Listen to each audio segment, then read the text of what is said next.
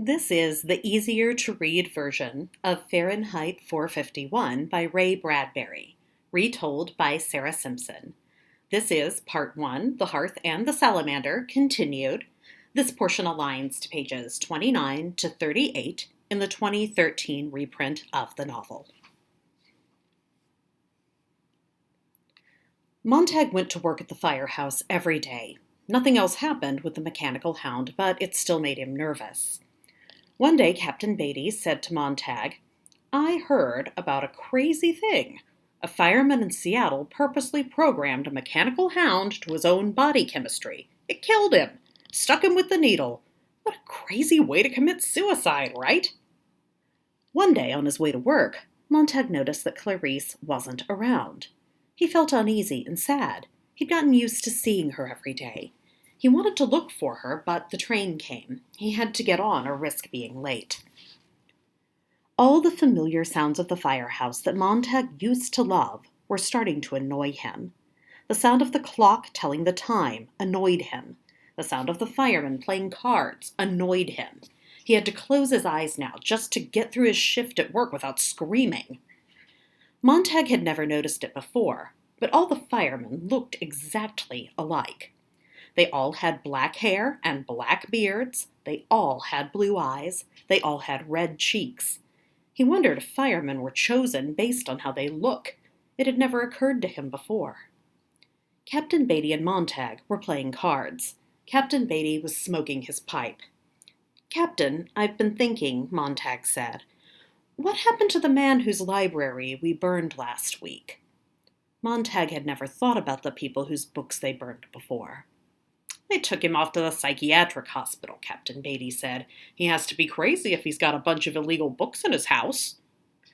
"I've been trying to imagine what it would be like to have firemen come to our houses and burn our books," Montag said. "But we don't have any books," Captain Beatty said, "because books are against the law.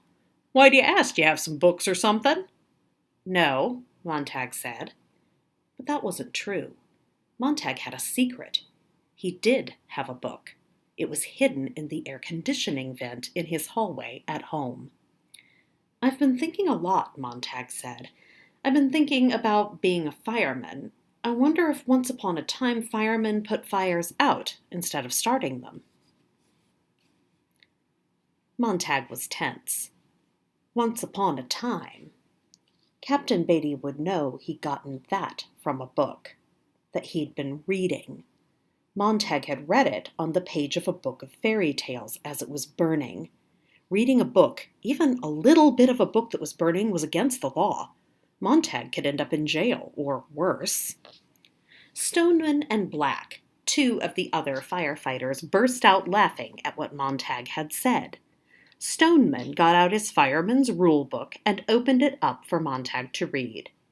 "Established in 1790, to burn English books in the colonies. First fireman, Benjamin Franklin. Fireman's rules. Number 1, answer the alarm quickly. Number 2, start the fire quickly. Number 3, burn everything. Number 4, report back to the firehouse as soon as you are done. Number 5, be ready for the next alarm." Just then, the alarm bell went off. All the firemen jumped up and put on their gear. They all got on the fire truck. They were on their way to start a fire.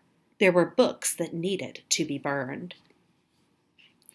The house the firemen came to was at least 100 years old. It was in a very old part of town. The house was sad, and the paint was flaking off.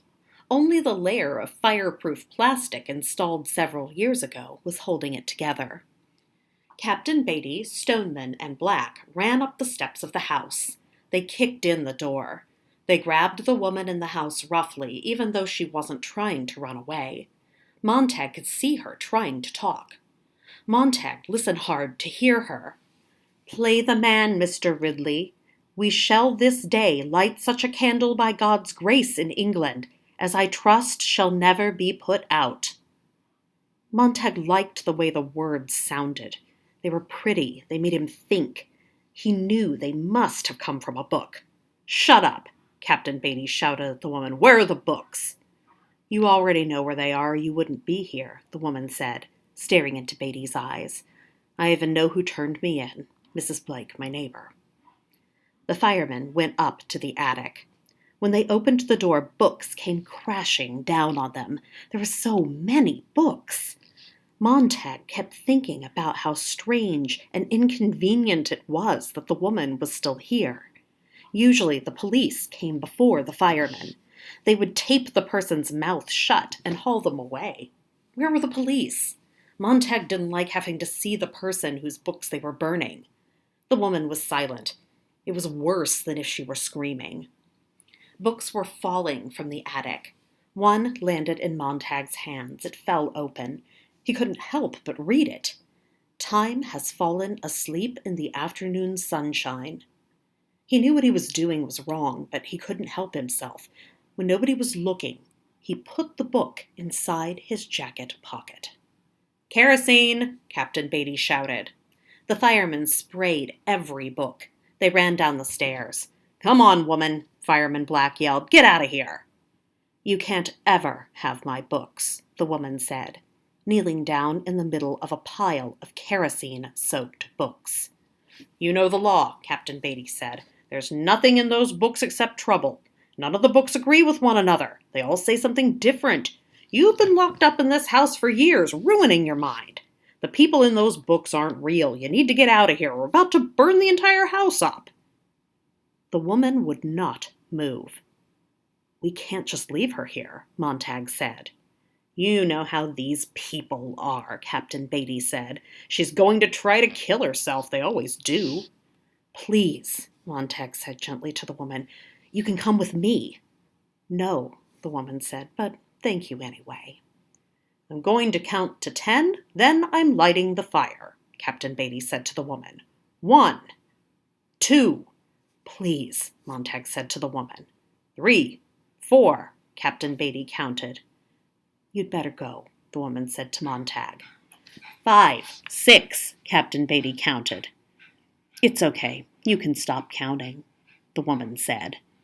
The woman opened her hand.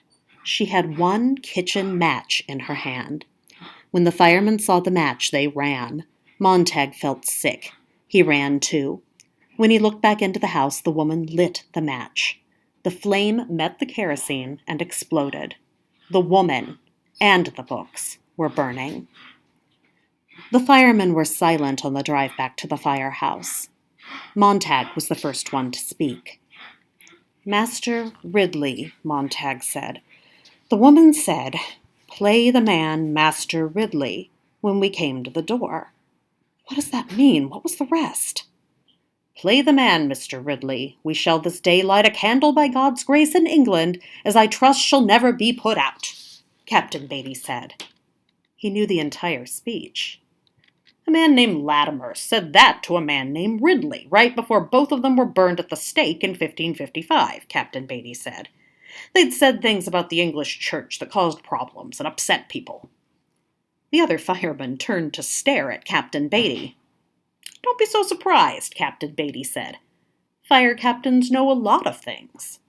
Knowing things is part of my job. Captain Beatty looked right at Montag.